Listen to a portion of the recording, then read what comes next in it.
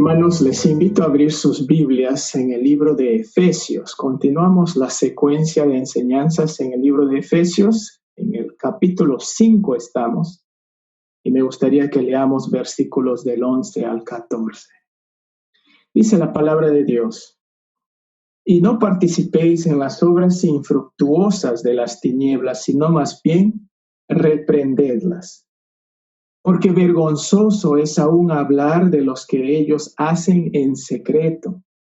Mas todas las cosas, cuando son hechas manifiestas, porque la luz es lo que manifiesta todo, por lo cual dice: despiértate tú que duermes, y levántate de los muertos, y te alumbrará Cristo. Oremos, hermanos, encomendando este tiempo de meditación en su palabra. Padre Santo, rogamos, Señor, que tu Espíritu nos guíe y que nuestra mente esté dispuesto a conectarse con nuestro corazón. Y, Señor, que entremos en el centro de tu corazón como hijos amados tuyos. Es nuestro deseo, Padre Santo. Y nos encomendamos en tus manos porque tú eres un Padre tierno que escucha nuestra oración. En el nombre de Cristo nuestro Señor oramos. Amén.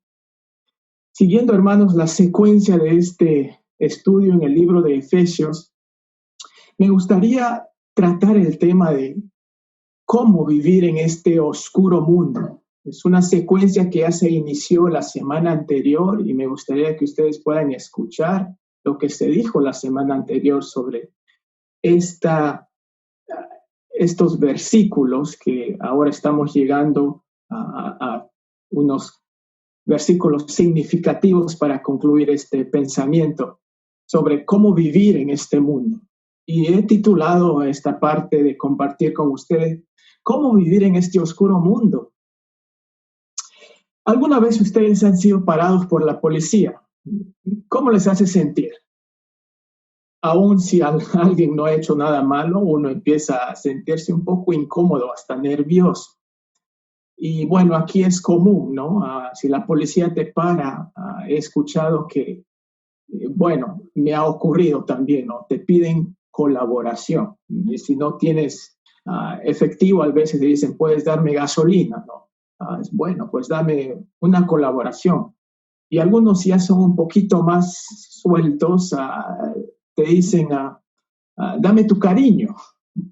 Y como alguien dijo por allí, se fue a darle un abrazo, ¿no? Y ya sabes que el cariño es algo. Y otros son un poquito aún más directos y te dicen: por lo menos una china, pues, amigo, ¿no? Una china, he llegado a entender, es algo así como 5 soles. Porque a la policía no le va a gustar una luca, y una luca entre la juventud es un sol, ¿no? Bueno, supongamos que la policía te para. Es más, viene a tu casa y empieza a hacer una búsqueda exhaustiva de tus cosas. Empieza a investigar tu vida, de tus actividades en el colegio, en la universidad, en el trabajo.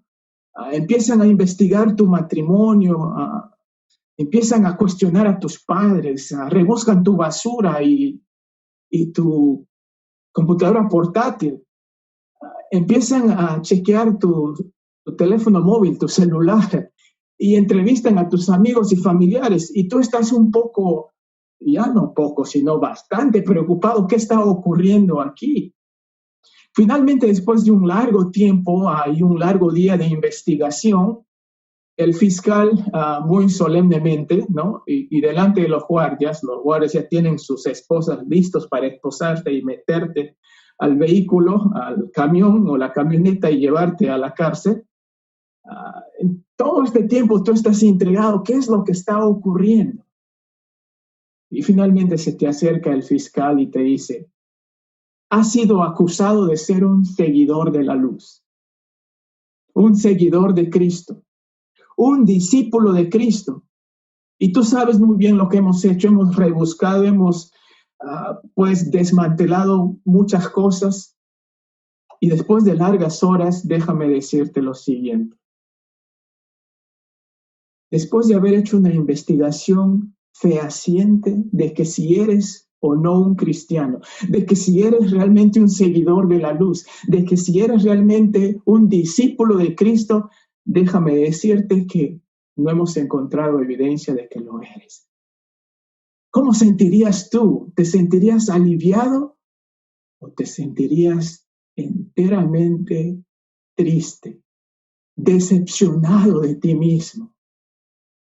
¿De qué manera eso cambiaría tu vida? ¿Te sentirías que eres un fraude? Espero que una ilustración como esta te haga meditar. El apóstol Pablo aquí nos está llamando a ser distintos. Fíjense, él empezó este capítulo diciendo de que somos distintos por nuestra relación. Fíjense, dice, sed pues imitadores de Dios como hijos amados. Somos hijos, pero somos hijos amados y eso nos da una categoría especial. Pero también nos dice, y eso habla de nuestra relación con Dios es que somos hijos.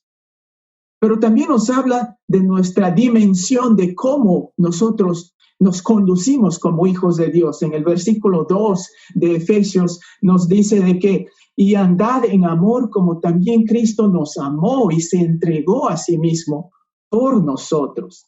El apóstol nos llama a andar en amor como nuestro Señor Jesucristo andó en amor. Somos hijos amados, pero también somos redimidos. Y esas son dos condiciones en las cuales Él nos continúa desafiando, por lo tanto, a ser distintos. El Evangelio de Jesucristo, la obra de Cristo en la cruz del Calvario, hermanos, nos posiciona y nos declara, hace declaraciones contundentes sobre lo que tú y yo somos. La contundencia del Evangelio sobre el creyente hace que el creyente sea santo, y eso lo dice Primera de Pedro 2:9, de que somos santos. También sabemos que somos nuevas criaturas. También sabemos que somos hijos de Dios. Sabemos que somos ahora una sola familia. No hay blanco ni negro, no hay rico ni pobre, no hay hombre ni mujer. Bueno, obviamente está hablando de esa posición espiritual en el cual todos los hijos de Dios somos una sola familia y por lo tanto no hay realmente razón lógica para decir que hay diferencia de razas, hay diferencias debido a los recursos económicos. Eso es propio de hombres carnales, inmaduros en la fe, que puedan sostener algo así. El Evangelio también hace que nosotros seamos ciudadanos del cielo. Una forma de entender esta nueva realidad que nosotros tenemos es ilustrándolo de esta manera. Antes éramos profanos, pero ahora somos sagrados. Antes estábamos muertos, pero ahora estamos llenos de vida en el Señor. Antes éramos del mundo, ahora somos del cielo. Antes éramos hijos del diablo, ahora somos hijos de Dios. Hay una separación entonces, hay una desconexión con este mundo debido a nuestra relación con Dios por medio de la redención de Cristo. Sin embargo, el Señor dice que estamos en este mundo, pero no somos de este mundo. Y eso es precisamente lo que el apóstol quiere profundizar, mis queridos hermanos. Cuando nosotros decimos esto, hay tres cosas que se nos vienen a la mente de la forma como los creyentes se conectan con el mundo. ¿Cuáles son esas tres cosas? En primer lugar, algunos creyentes, sabiendo la dimensión que tenemos al ser redimidos, al ser hijos de Dios, estamos separados de este mundo pecador. Algunos tratan de acercarse cuanto más puedan al pecado. Quieren acercarse tanto al pecado para curiosear, pero no se quieren quemar. Están al filo de la navaja, están caminando cerca al precipicio, pero no quieren caerse, pero quieren chequear lo que está ocurriendo por ahí. Eso es el estilo de vida de algunos. Siendo redimidos, siendo hijos de Dios, hay creyentes que tienen esa actitud en cuanto al mundo. Pero también hay otros que asumen de que mejor es más bien ya lanzarse al pecado. ¿Para qué? Para que podamos conocerlo mejor. Algunos dicen de que los más sabios son los que han conocido y han vivido más el pecado. Y eso es un pensamiento lamentable, y eso lo vamos a ver un poquito más adelante. Y otros simplemente dirían, pues si el mundo es así de oscuro, de pecaminoso, mejor yo me voy a aislar y voy a cerrarme y no voy a salir. Esas son formas que muchos creyentes no formulan para conducirse en este mundo. Bueno, el apóstol quiere volver a replicar a nosotros y nos dice, si lo que tú deseas es ser como Cristo, es acercarte más a Dios, y debido a esto, algunos te están llamando santurrón, te están llamando fanático. Él dice, bueno, déjalos que piensen de esa manera. Tú nada más obedece. Pero cuando la gente nos llama hipócritas, santurrones o fanáticos, a algunos nos afecta, ¿no? Y decimos, bueno, de repente no debería ser que seas tan fanático, de repente debería acercarme más y ser como ellos. O otro diría, bueno, pues entonces yo me voy a aislar y voy a vivir por mi cuenta. Son actitudes que no son correctas, porque el desafío que el apóstol nos da de cómo nosotros debemos vivir en este oscuro mundo es bien contundente. Y quiero que consideremos entonces lo que él dice en base a los versículos que hemos hablado. Cómo vivir en este oscuro mundo. Y eso es como quiero que se lo trate. Oscuro mundo. La calidad de este mundo más que la localidad de este mundo. Es oscuro este mundo. Y en primer lugar quiero decirles que el apóstol Pablo nos está diciendo que debemos conducirnos, debemos vivir este oscuro mundo siendo convencidos de qué lado estamos, mis queridos hermanos. ¿De qué lado estás, querido amigo? ¿Y cuál lado es ese? Fíjense lo que dice, y no participéis en las obras infructuosas. Eso quiere decir que no tiene fruto, o sea, es estéril, es inútil, es hueco, es vacío. Las personas que quieren vivir en este oscuro mundo, siendo entregados a las pasiones de este mundo, nunca van a encontrar satisfacción, nunca van a encontrar los resultados que uno realmente busca. Y el apóstol dice, no participéis en las obras inútiles, estériles, huecas, vacías de las tinieblas, sino más bien reprendedlas. O sea, repróchalo, dile su verdad. Esta palabra, desenmascáralo, destápalo, descúbrelo, desnúdalo. ¿Por qué? Versículo 12, porque vergonzoso, sucio, cochino, asqueroso, vulgar, es aún hablar de lo que ellos, o sea, de los que están en el oscuro mundo hacen. Y de aquí ya a priori nos está diciendo que el acercarse para tratar de investigar no es una buena fórmula. El lanzarse y ser como ellos no es la fórmula a seguir. En cuanto al mundo y a lo que hace el mundo en la oscuridad, no debemos tener una postura vacilante, mis hermanos. Debemos estar bien definidos de quiénes somos y a qué lado pertenecemos. Porque en primer lugar nos dice que debemos reprenderlo, ¿no? O sea, desenmascarar. Esto claramente define lo que debemos hacer. En principio, no se trata de alejarnos de la maldad, o se trata de manejarlo o de meternos de lleno en ello, sino más bien lo que está tratando de decirnos aquí es que debemos otra vez desenmascarar, destapar, desnudar. ¿Y qué significaría esto? A veces, mis hermanos, a veces puede ser que podríamos acudir a los medios de comunicación para desenmascarar. Puede ser que podría significar salir a protestar. Puede ser que podría quizás hasta hacer un piquete. Podría ser. O marchar por las calles. En su contexto y con las condiciones apropiadas, podría ser eso una alternativa. La única vez que recuerdo que salí a marchar, la única vez que recuerdo, en esta mi vida hasta ahora. Fue cuando se fue a hacer una marcha pacífica por las calles de Trujillo sobre la identidad de género, que lo consideré una causa que valía la pena. Pero aquí el apóstol nos hace un llamado. ¿Saben qué? Nosotros sí tenemos postura y debemos tener posturas no vacilantes sobre muchas cosas. Y la cultura va a tratar de presionarnos, la cultura va a tratar de redefinir lo que la palabra de Dios dice. Y por lo tanto, tú nada más 3 ejemplos de este día. Uno, ¿no? Debemos tener un sentir no vacilante sobre la defensa de la vida.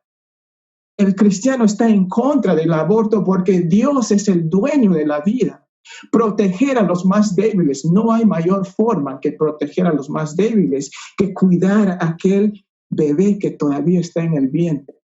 Y eso no es una postura vacilante que tú y yo debemos tener. Es algo no negociable.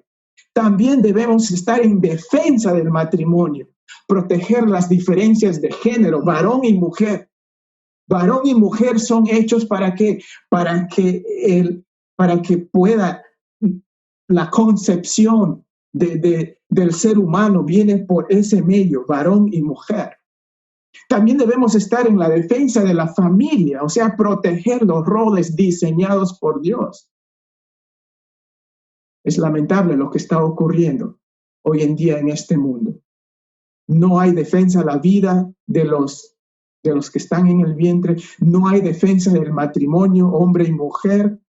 Ahora hay hombre con hombre, mujer con mujer, y la defensa de la familia. Ahora hay matrimonios de hombre con hombre que desean adoptar y lo están permitiendo. La postura del creyente es no vacilante en esto, es contundente porque la palabra de Dios no cambia, mis hermanos. Y habiendo dicho esto, sabiendo que tenemos posturas firmes al respecto, nos dice que debemos reprender, pero también nos dice que no podemos ni siquiera hablar de la maldad, porque dice que es hasta vergonzoso hablar de ello. Y dice, y ni siquiera hables, o sea, es como, ni siquiera te acerques. Y aquí ya tenemos un dilema. Por un lado nos dice que debemos reprochar, debemos desenmascarar. Es como si nos diría, acércate para que tú puedas desenmascararlo. Pero luego dice, aléjate porque ni siquiera deberías hablar. Entonces, ¿cómo justificamos ese dilema? ¿Cómo podemos reprender sin hablar de él? Y aquí viene el tema de que nosotros debemos definirnos claramente a qué lado pertenecemos. Fíjense que la palabra de Dios nos dice, el lado al cual tú y yo pertenecemos. Dice, ahora pues ninguna condenación hay para los que están en Cristo Jesús. Wow, estamos del lado de los no condenados. También dice, el que en él cree no es condenado, pero el que no cree ya ha sido condenado porque no ha creído en el nombre del unigénito Hijo de Dios. Estamos del lado de lo que hemos creído en el Señor Jesucristo y al haber creído en él, nos estamos posicionando del lado de Cristo, de los que no somos separados de él. Por lo tanto, dice también, justificados pues por la fe, tenemos paz para con Dios por medio de nuestro Señor Jesucristo. Justos, somos declarados que tenemos paz con Dios porque Él nos hace justos. Eso es el lado al cual tú y yo pertenecemos. Y por lo tanto, mis hermanos, al hablar de vivir en este oscuro mundo, y al definir de qué lado estamos, yo quiero decirles, el lado al cual estamos perteneciendo, el lado al cual tú y yo pertenecemos, porque somos redimidos, porque somos hijos de Dios. El debate entonces no es que si el bien vencerá al mal, no es que si lo bueno se volverá malo, no es que si lo terrenal ganará a lo celestial, no es que si la muerte se sobrepondrá a la vida, no es que si el diablo ganará a Dios. No es que si es que estamos a la expectativa de que ¿quién va a ganar? Estamos a la expectativa del partido. ¿Quién va a ganar al final de esto? La palabra de Dios nos dice que ya sabemos quién ha ganado. Y nuestro Señor Jesucristo ha vencido a la muerte. Nuestro Señor Jesucristo se levantó de los muertos. Ese es el lado al cual tú y yo pertenecemos y estamos convencidos de ello. Vivamos entonces convencidos de qué lado estamos. No se trata de quién va a ganar. Se trata de que el ganador está por volver a llevar a todos aquellos que son el séquito de su grupo victorioso. Vivimos en este oscuro mundo reconociendo que nuestro lado es el lado de nuestro Señor Jesucristo. Pero entonces, continuamos. Dice, reprendan al mal, pero ni siquiera hablen de ello. ¿Y cómo vamos a hacer eso? Y esto viene en la siguiente parte, versículo 13 nos dice, mas todas las cosas, cuando son puestas en evidencia por la luz, son hechas manifiestas porque la luz es lo que manifiesta todo. Aquí la clave, mis hermanos, es lo siguiente. Lo más importante es cómo vivimos y no necesariamente lo que decimos. Y de esta parte yo quisiera decirles que en primer lugar debemos vivir en este oscuro mundo sabiendo a qué lado pertenecemos. Pero en segundo lugar, siendo capacitados por nuestra relación. ¿Qué es lo que realmente nuestra relación con Dios en Cristo Jesús hace posible de nosotros? Nos hace posible vivir vidas distintas. O sea, si tú eres hijo de Dios y eres redimido por Cristo, Dios no solo está de tu lado, sino que eres luz. Y la luz solo necesita ser. La mejor forma de confrontar al mundo, mis hermanos, no es sabiendo más del mundo y estando más cerca del mundo, sino viviendo como verdaderos hijos de Dios. El más sabio no es el hombre que menos... el más sabio no es el hombre que más maldad conoce. Dios es luz y Él no conoce maldad. Y nos dice que el principio de la sabiduría es el temor a Dios, no el acercarse más al mal o haber vivido una vida llena de pecado. El rol primordial del creyente, mis queridos hermanos, en este oscuro mundo es vivir como verdaderos hijos de Dios. Eso es ser luz. Y por medio de ese estilo de vida, mis queridos hermanos, toda la oscuridad se irá manifestando. Fíjense lo que dice Mateo 5:14. Vosotros sois la luz del mundo. Una ciudad asentada sobre un monte no se puede esconder. En otras palabras, no obstruyas tu capacidad como un agente de luz. Juan 8:12 nos dice, otra vez Jesús les habló diciendo, yo soy la luz del mundo. El que me sigue no andará en tinieblas, sino que tendrá la luz de la vida. En otras palabras, los hijos de Dios debemos reconocer nuestra capacidad como agentes de luz y la extensión de ello que es a través de toda la vida. Otro versículo, Hechos 13:47 dice, porque así nos ha mandado el Señor diciendo, te he puesto para luz de los gentiles a fin de que seas para salvación hasta lo último de la tierra. Tenemos la capacidad, mis hermanos, de ser agentes de salvación para la gente. No que nosotros vamos a salvar, pero que seamos instrumentos para que ellos lleguen al Salvador. Imagínate un día llegar al cielo y escuchar a alguien decir lo siguiente. ¿Sabes qué? Se acerca a ti, estamos en el cielo, y Él se acerca y te dice, un día te vi actuar calmado, cuando pudiste haber reventado y explotado, y tu forma de actuar me desafió. Cuando alguien te entregó dinero extra por error y lo devolviste, me desafió. Cuando perdonaste cuando era lo más difícil hacer, me desafió. Diste lo poco que tenías cuando estaba en necesidad y me desafió. Donaste sangre aún con temor a ser contagiado con el virus. Me desafió. No te aprovechaste cuando pudiste haberte aprovechado y me desafió. Me contaste tu testimonio de tu cambio de vida, de cómo llegaste a conocer al Señor Jesucristo y me desafió. Me visitaste en el hospital y me desafió. Me visitaste en la cárcel y me desafió. Me presentaste el Evangelio y me desafió. Con tu manera de vivir, me desafiaste a querer ser como el Señor Jesucristo. ¿Y saben por qué estoy aquí? Es por tu forma de vivir. Me ha desafiado. Gracias. Y por eso estoy aquí en el cielo contigo. Wow, imagínate, mis hermanos, que lleguemos a ello. Y eso es la capacidad que tú y yo tenemos.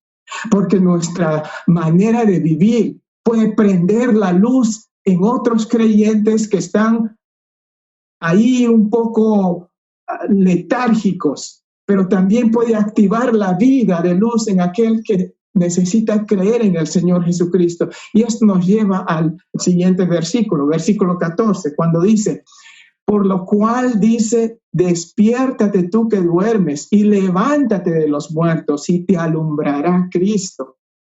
La luz de Dios en cada creyente, mis hermanos, en cada creyente obediente, no solamente desenmascara, o sea, reprocha la oscuridad, pero también transforma a la persona.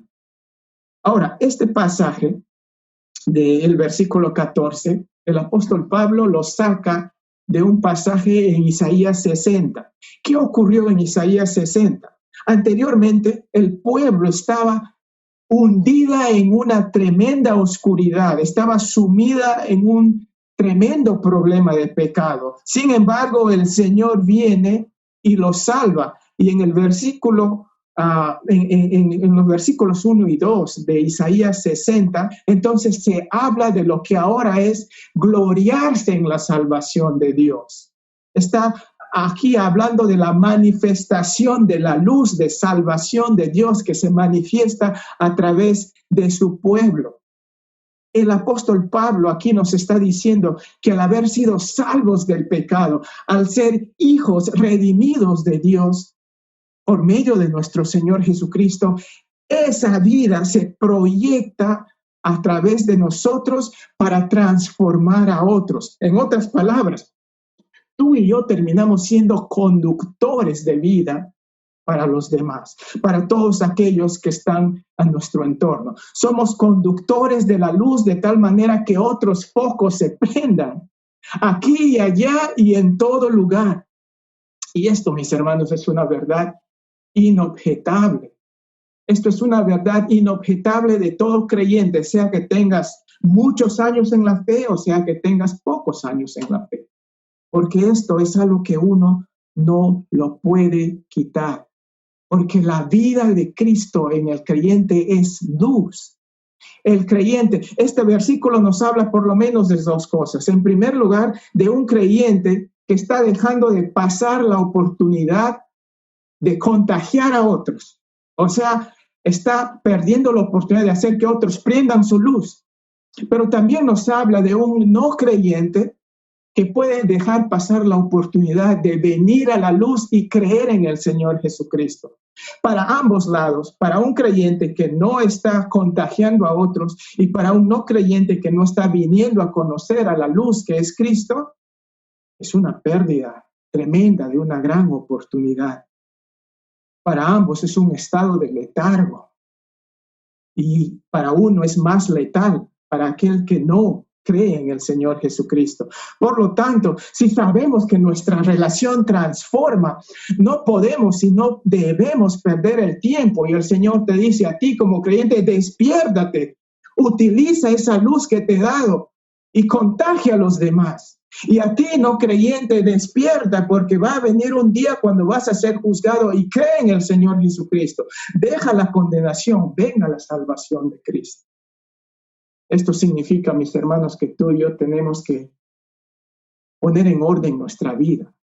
Y eso significa que debemos priorizar. Fíjense lo que dice Mateo 6:33. Buscad primeramente el reino de Dios y su justicia, y todas las cosas os serán añadidas.